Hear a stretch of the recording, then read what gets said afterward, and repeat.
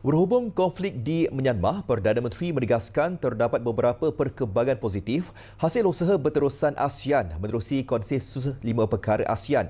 Katanya meskipun selepas 5 tahun pelaksanaannya belum mencapai hasil sepenuhnya, namun usaha menghentikan serangan terhadap penduduk Budi Karen dan masyarakat Islam Rohingya merupakan satu kejayaan besar yang tidak boleh diketepikan.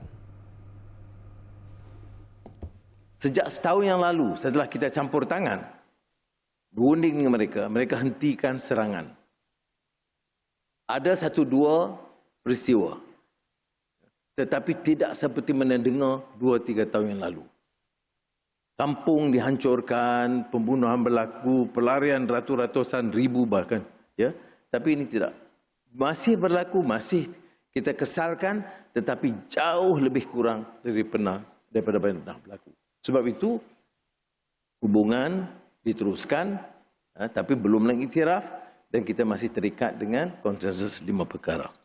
Mengulas lanjut, beliau berkata, pendekatan ASEAN terhadap krisis Myanmar perlu berasaskan semangat dalam kebaikan dan perubahan secara berperingkat.